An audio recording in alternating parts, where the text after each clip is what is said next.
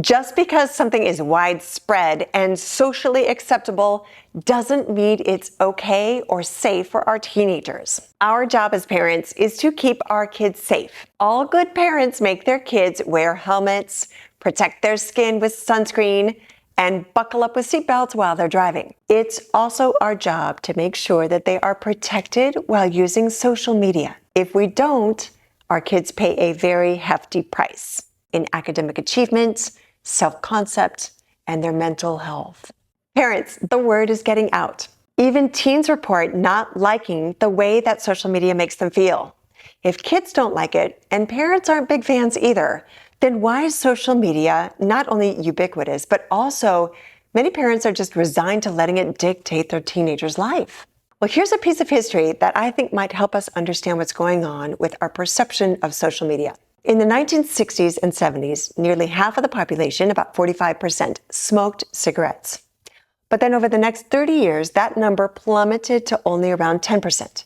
This dramatic decrease was fueled by a growing awareness of the health risks associated with smoking. During this period, people began to suspect and recognize that smoking was very harmful, even deadly, and that fundamentally changed the relationship to the perception of smoking. Once widely accepted and permitted everywhere, from parks and restaurants to offices, smoking suddenly saw a significant cultural shift over to the negative and even dangerous. But it took 30 years, a long time. While everyone was doing it, no one looked at smoking very critically. Now we look at it very differently. I believe social media is headed toward a similar evolution to what smoking was. Once it was a social norm, now it's held with disregard and disdain. The ensuing governmental regulations helped the smoking paradigm shift even faster.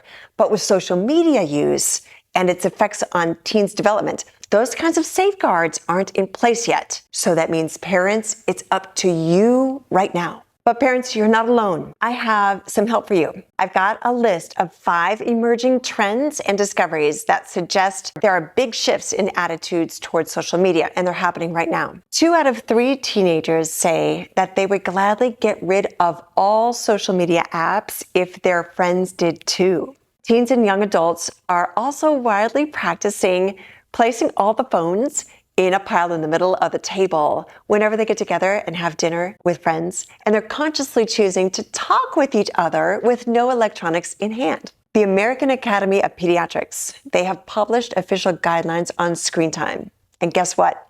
For teenagers, it's only 2 to 3 hours maximum per day. A recent study shows that 40% of teens who suffer from depression say that social media is the main culprit. And lastly, many schools across the country, private and public, are going back to no phones at school, or at least during class, requiring them to be silent or stowed away completely out of sight the whole day. Their students report that they feel better and they're performing very well without their phones. These trends all suggest a growing movement among young people toward a more mindful and balanced approach to social media, prioritizing mental health and real-life connections over apps and screen time. And these recommendations and movements are coming from our own children and the doctors.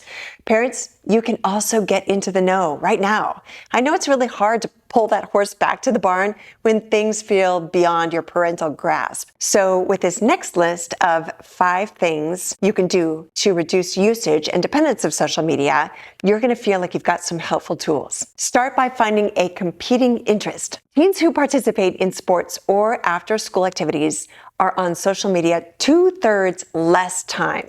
Setting rules around screen time is really good, but your teen will follow the rules more easily if they have a competing interest beckoning their attention. Get a job. Working even entry-level jobs like babysitting, cutting grass, working at a car wash or rec center, that keeps kids off their phones. And a job is one of the best ways to sharpen executive functioning skills and gain independence. Not to mention, teenagers love making their own money. Next is a family affair. Unless you work for X or Facebook or you're a full-time influencer, chances are that you might need to decrease your screen time too. So this makes for a great opportunity for you and your kids to hold each other responsible for daily limits. You can compare screen time minutes Set goals together, make it kind of fun with a win-win friendly competition. Be smarter than the algorithms. Studies show that cessation programs that preach just say no, they don't work. But studies show that what does work in getting teenagers to turn away from vaping and social media is telling them that they are being used as pawns in a marketing scheme, which is true. The very algorithms that get users addicted are the ones that are used in all social media. The marketing to children with animation and fruity flavors are at the heart of getting kids to vape earlier and earlier, and then they get them to be addicted for life. Adolescents get very angry when they discover that they are getting used for someone else's gain and monetized for someone else's profit. Just say no doesn't work, but this will. Teens do not want to be duped. And lastly, get educated. Here are some of the facts. Were you aware of the following? The American Academy of Pediatrics